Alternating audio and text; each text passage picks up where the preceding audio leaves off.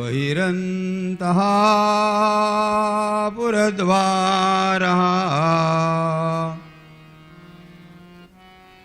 सर्वाः पूर्ववदावृताः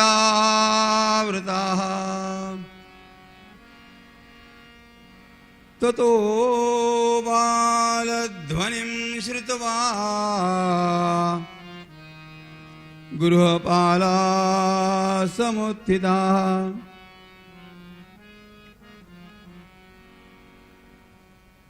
भगवान सुखदेव जी महाराज कहते हैं, राजन,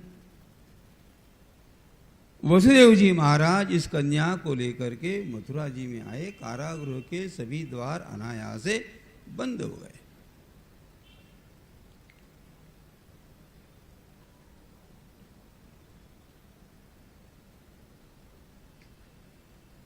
गोकुल से निकले, जमुना जी को पार किया, मथुरा जी में आए, कारागृह के अंदर भी आए। कारागृह के द्वार जैसे ही बंद हो जाते हैं, अब यह कन्या रोने लग जाती है। ततो बालध्वनिं श्रुत्वा,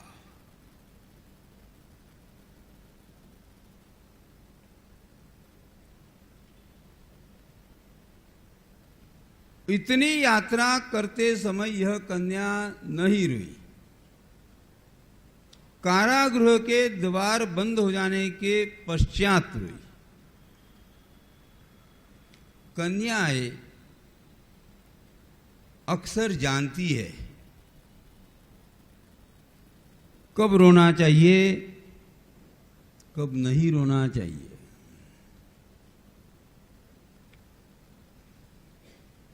कब ज्यादा रोना चाहिए, कब कम रोना चाहिए। यह टेक्निक माताओं के पास में है। ये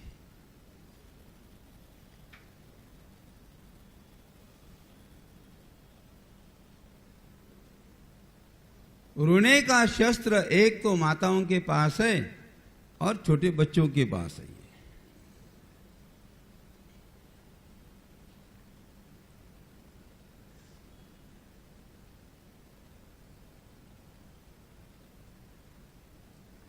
हमारे यहाँ यदि विवाह का कार्यक्रम रहे या भागवत जी का आयोजन रहे, कोई भी बड़ा आयोजन रहे, अपनी बेटी को पहले बुलाते हैं।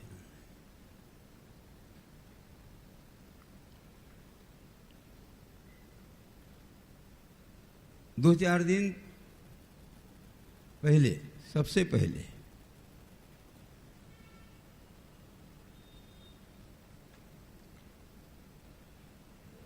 विवाह के समय में कन्या को पहले मां क्यों बुलाती है? बाकी सब मेहमान बाद में आते हैं, कन्या पहले आ जाती है। एक बात तो है, मां का अपनी कन्या के प्रति थोड़ा विशेष प्रेम होता भी है, लेकिन दूसरा रीजन, दूसरा लॉजिक ये होता है,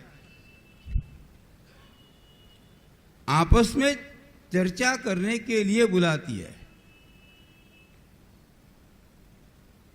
आपके साथ ससुराल में आपकी सास कौन अच्छा रहता है, कौन बुरा रहता है, परिवार में यहाँ से जाने के बाद उसी समय में किसको अच्छी साड़ी देना है, किसको 2 नंबर देना है, यह चर्चा करने के लिए पहले बुलाती है। पूरा प्लानिंग पहले करती है।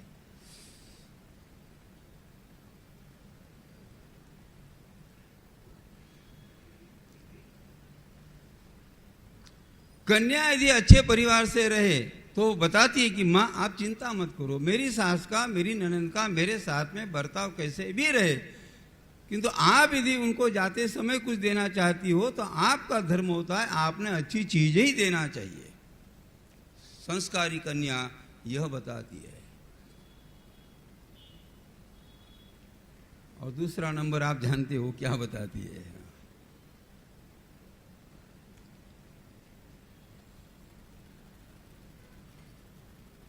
क्या पता चलता है? अच्छा पैकिंग करना, उसके अंदर माल कैसा है, ये घर पे जाने के बाद ही उसको पता चलता है।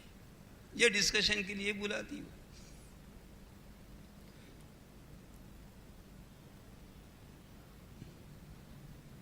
विवाह का काम हो गया, सभी मेहमान चले जाते हैं, कन्या सबके पश्चात जाती है। आते समय कन्या का क्रमांक पहले होता है, जाते समय कन्या का क्रमांक आखिरी होता है। सबको विदा किया और फिर कन्या को मां विदा करती है। फिर वो सोचती है विवाह में इतना सामान लाया हुआ था, ये बच गया, ये अच्छा रह गया, ये बच गया। फिर वो कन्या को कहती है आपने इतना काम किया, आप 4 दिन पहले आ गई, आपको समय नहीं था तो भी आप आ गई।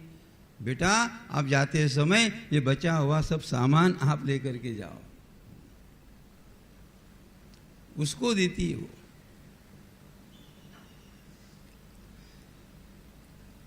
वो 4 दिन पहले आ गई, ठीक है, उसने काम किया, ठीक है। जिस प्रकार आप कन्या को देते हो उस प्रकार अपनी बहू रानी को भी बताना चाहिए कि बहू रानी इतना बड़ा आयोजन था, आपने बहुत काम किया, लो मैं आपको अलग अलग गिफ्ट देना चाहती हूं, ये भी थोड़ा करो।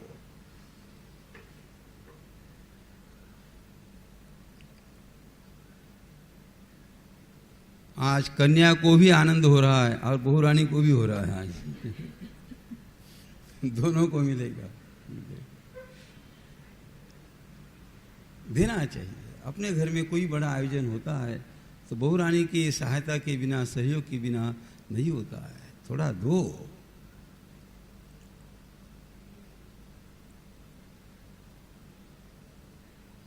इसीलिए कन्या यह जानती है कब कम रोना चाहिए, कब ज्यादा रोना चाहिए। ततो बालध्वनिं श्रुत्वा गृहपाला समुत्थिताः। बालध्वनिं श्रुत्वा गृहपालाः समुत्थिताः। कारागृह के बाहर जो द्वारपाल थे, उन द्वारपालों ने बच्चे की आवाज को सुना और उठ करके खड़े हो जाते। केवल खड़े नहीं हुए, भगवान सुखदेव जी महाराज कहते हैं इस कंस ने इन द्वारपालों को कहा था अब देवकी को जैसे ही कन्या या पुत्र कोई भी होगा तो उसकी सूचना आपको मुझे जितना जल्दी हो सके उतना जल्दी दे, क्योंकि अब यह 8वां गर्भ जन्म लेकर के आने वाला है। ये सावधान करना चाहता था। कंस बिल्कुल अलर्ट था। मध्यरात्रि के समय में जैसे ही द्वारपाल कंस के पास में जाकर के पहुंचते, कंस को जगाते और कहते कि महाराज 8वां आया, 8वां आया। यह कंस इतना घबराया हुआ था, यह कंस तुरंत कारागृह की ओर जाने के लिए जैसे ही दौड़ता है, भगवान सुखदेव जी महाराज कहते हैं 2-4 जगह पे गिरते गिरते कंस ने कारागृह के अंदर प्रवेश किया। सतल्पातूर्णमुत्थाय कालोऽयमिति विह्वलः सूतिगृहमगात्तूर्णं प्रस्खलन मुक्तमूर्धजा। प्रस्खलन, गिरते गिरते कंस ने कारागृह के अंदर प्रवेश किया। देवकी माता के हाथ में यह जो कन्या थी, इस कन्या को स्वयं के हाथ में पकड़ते हुए शिलाखंडे के ऊपर जैसे ही उस कन्या की हत्या करने वाला था, उस समय में देवकी माता ने कहा कि कंस कृपा करके इस कन्या को आप छोड़ दो।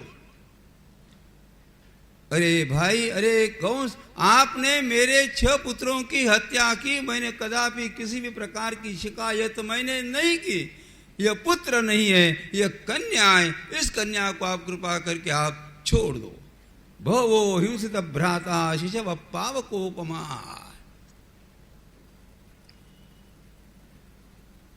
देवकी माता रो रही है देवकी माता ने अपने भाई के कंस के पैरों को पकड़ करके वह प्रार्थना करती है, कंस इसे आप छोड़ दो।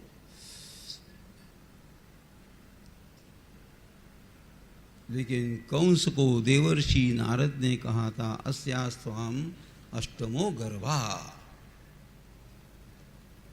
8वां गर्भ यह कन्या का भी हो सकता है, शायद यह पुत्र का भी हो सकता है।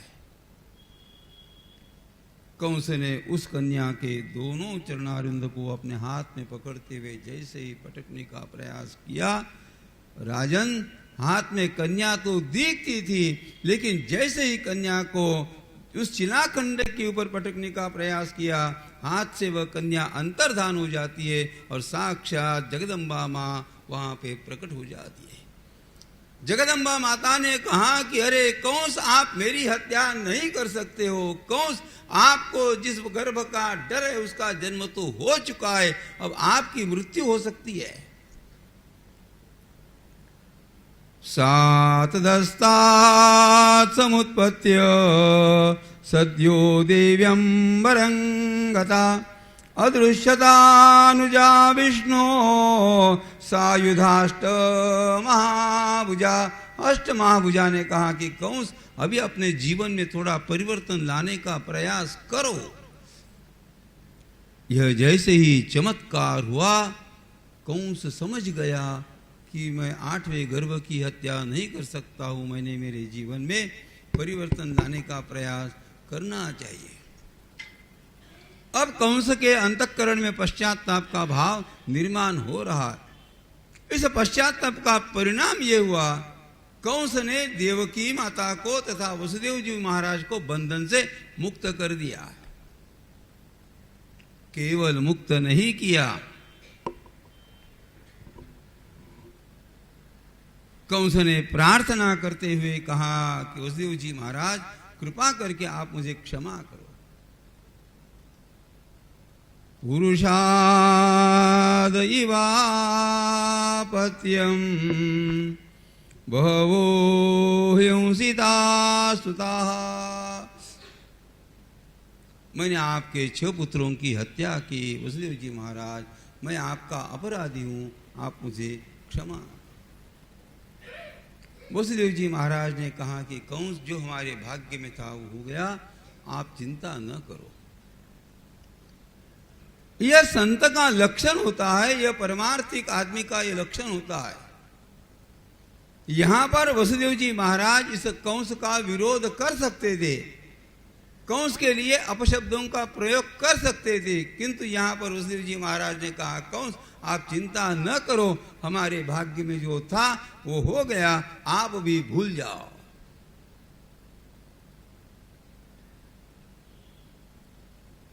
कंस ने स्वयं के जीवन में परिवर्तन लाने का संकल्प किया, मैं अब किसी भी प्रकार का पाप कर्म नहीं करूंगा। रात्रि के समय में कंस के सभी मंत्री आते हैं, कंस के सभी मित्र आते हैं, और कंस ने अपने मंत्रीगणों को तथा अपने मित्रों को कहा कि इस प्रकार का चमत्कार मेरे जीवन में हुआ और मैंने संकल्प किया, मैं किसी भी प्रकार का अपराध करने वाला नहीं, मैं किसी भी प्रकार का पाप करना नहीं चाहता। योग निद्रया यदुक्तम तेभ्यः सर्वम, सब कुछ बता दिया। मैं मेरे जीवन में परिवर्तन लाना चाहता हूं। एक मित्र ने कहा, कंस आप क्यों चिंता करते हो? आपको भगवान विष्णु का डर लगता है क्या? भगवान विष्णु केवल एक ही काम करते हैं, शांताकारम भुजगशयनम। सोए हुए भगवान को डरना ये गलत होता है, आप चिंता मत करो। कंस महाराज आगे बढ़ो, हम तुम्हारे साथ है। हाँ, ये पीछे जो जय जयकार करते हैं ना, ये धक्का देने के लिए ही करते ही है।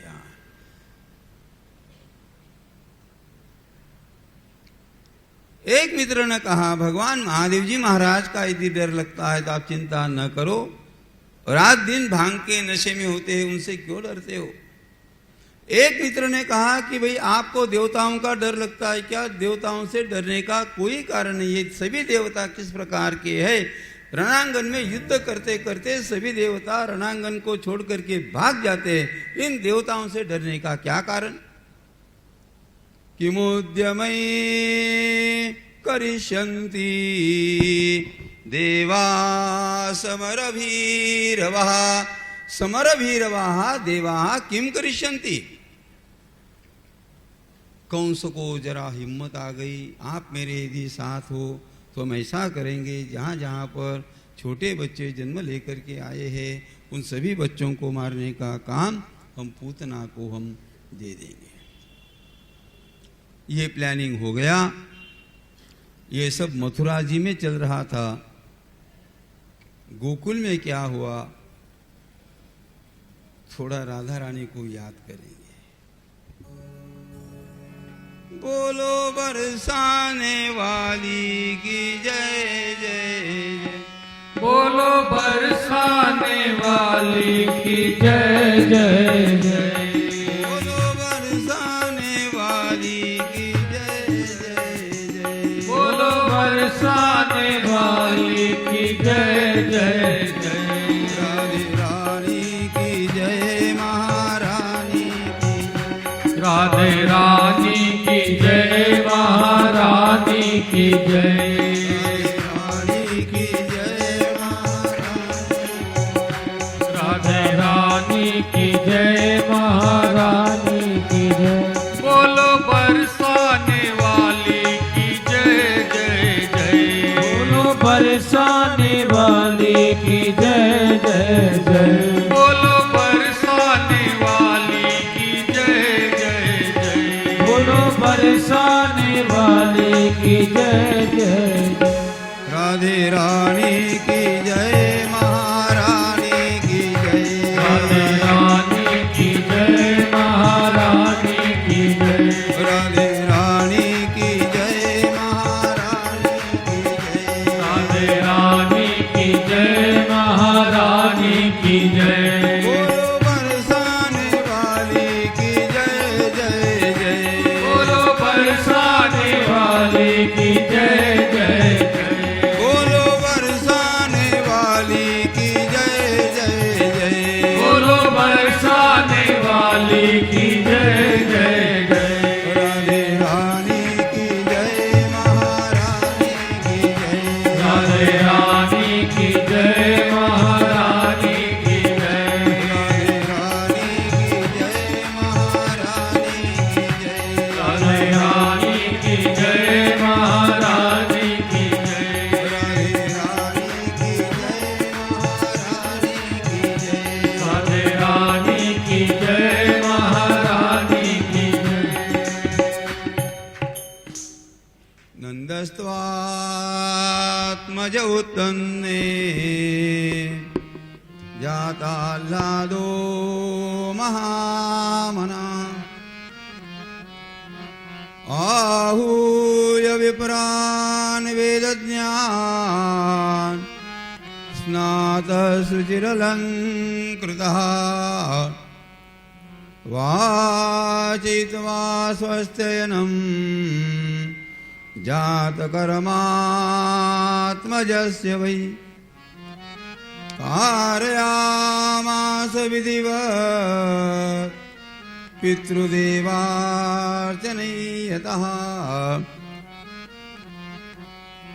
नंद बाबा जब इस बात को जान जाते हैं कि मुझे लाला हुआ, नंद बाबा ने आहूय विप्रान वेद ज्ञान, वैदिक ब्राह्मणों को बुलाया और सबसे पहले स्नातशुचि अलंकृतः स्नान करते हैं, वस्त्रों को परिधान करते हैं। और यहां पर एक विशेष शब्द आया हुआ है, अलंकृतः। इसका अर्थ इस प्रकार का लेना चाहिए, हमारे घर में किसी भी प्रकार का यदि धार्मिक आयोजन हो, पूजा का काम यदि करना है, पूजा में यदि बैठना है, तो बिना अलंकार पूजा में नहीं बैठना चाहिए। नंद बाबा स्वयं स्नात शुचि अलंकृतः, पवित्र होकर के अलंकारों को परिधान करने के पश्चात नंद बाबा स्वयं पूजा में बैठते। आप अन्य समय में अलंकार न पहने कोई बात नहीं, आपको यदि सोना अच्छा नहीं लगता है आप न पहने कोई बात नहीं, किंतु जब पूजा में बैठना है तो पत्नी ने भी अलंकारों को गहनों को धारण करना चाहिए, और शास्त्रकार बताते हैं पति ने भी अलंकार परिधान करना ही चाहिए।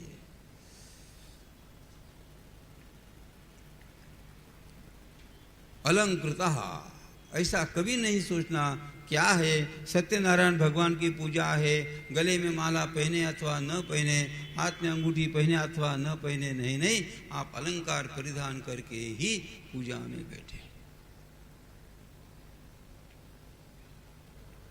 नंद बाबा स्वयं जात कर्म संस्कार करने के लिए बैठते हैं और जोर जोर से सभी कारयामास विदवत पितृदेवार्चनीयता, पहले अपने पितरों का स्मरण किया, अपने पितरों का पूजन किया।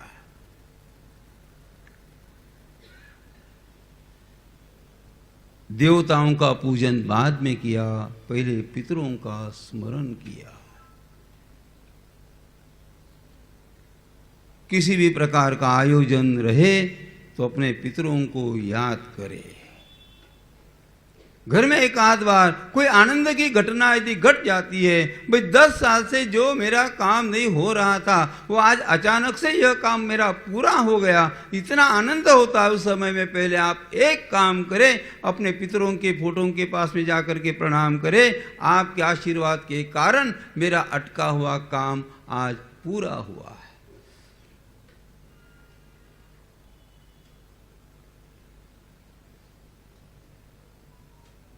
नांदी श्राद्ध, यह हमारे भारतीय संस्कृति में यह अत्यंत महत्वपूर्ण बात बताई है। पहले ये करें और बाद में आप कुछ भी करें।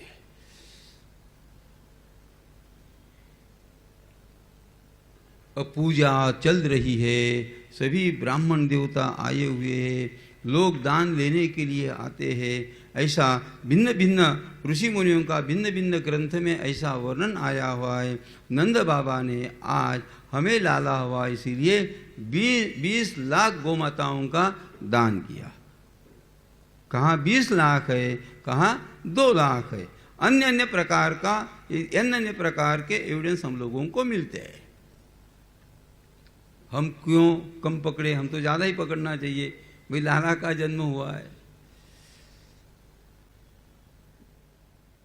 गोपाल बालक भी वहां पर आए थे। कारयामास विधिवत पितृदेवार्चनई तथा गोपा समायुराजन नानोपायन पाणया, सभी गोपाल बालक आए। राजा परीक्षित ने प्रश्न पूछा, महाराज सबसे पहले यह वार्ता तो उस गोकुल में रहने वाली गोपियों ने सुनी, फिर गोपियों को आने में विलंब क्यों हुआ और गोपाल बालक पहले कैसे आ गए? गोपाल बालकों ने देखा अब ये ब्राह्मण देवता के हाथ में नंद बाबा है, ये कब उनको छोड़ेंगे, जल्दी छोड़ेंगे अथवा नहीं छोड़ेंगे, अथवा यदि हम यशोदा मैया के कमरे के पास में जाते हैं तो वहाँ पर भी हमें नो एंट्री होती है, अब हम क्या करें? गोपियों को आने में थोड़ा विलंब होता है।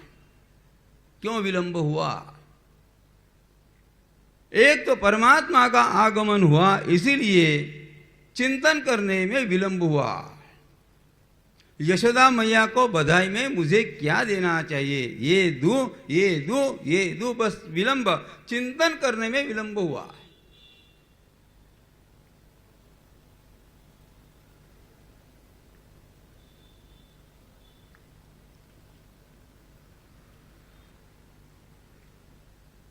इसका चिंतन करने में विलंब हुआ। और दूसरी बात, गोपियों को स्वयं का श्रृंगार करने में ज्यादा विलंब हुआ। गोप्यश्चा कर्णमुदिता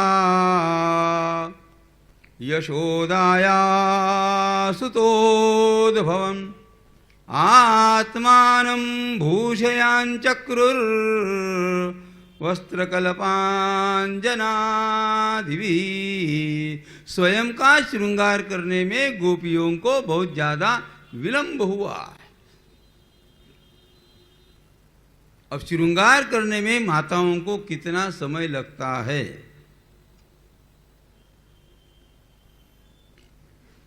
पति 5 मिनट में तैयार हो जाता है, 5 मिनट, विदिन 5 मिनट्स।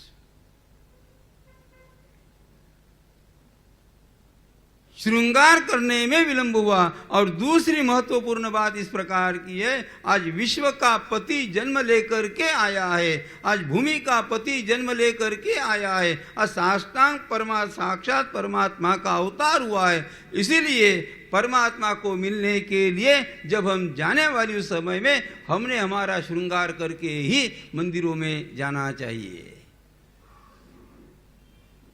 ऐसा नहीं है कि शादियों में जाते समय स्वयं का श्रृंगार करके जाओ, अच्छी साड़ी पहन कर के जानी चाहिए। नहीं, ठाकुर जी के मंदिर में जाते समय, बांके बिहारी जी के मंदिर में जाते समय, तिरुपति में जाते समय कृपा करके हर स्त्री ने अपना श्रृंगार अच्छा करके ही जाना चाहिए, क्योंकि मैं विश्व के पति के दर्शन के लिए मैं जा रही हूँ।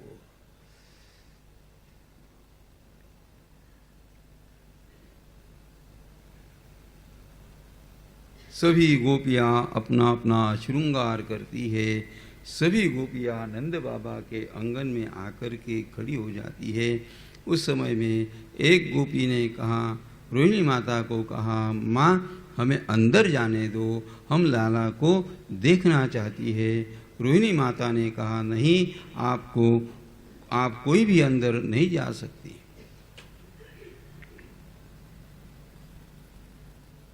दूसरी गोपी ने कहा, माँ जाने दो। अंततः गत्वा रोहिणी माता ने कहा, आप अंदर जा सकती हो, किंतु एक शर्त इस प्रकार की, न तो लाला को कोई स्पर्श करेगा और न यशोदा मैया के साथ में कोई बात करेगी। गोपी ने कहा, मंजूर।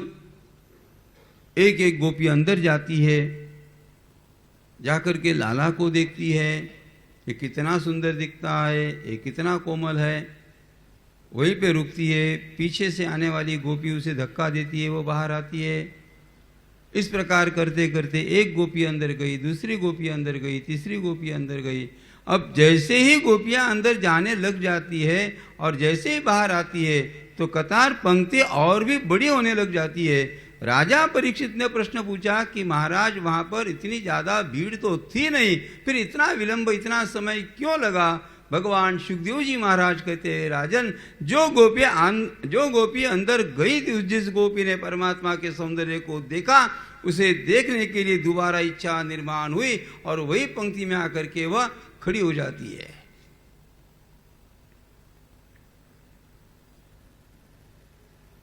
देखने से पहले उतनी आतुरता नहीं थी, देखने के बाद में आतुरता जागृत होती है। अरे ये तो अच्छा है ये।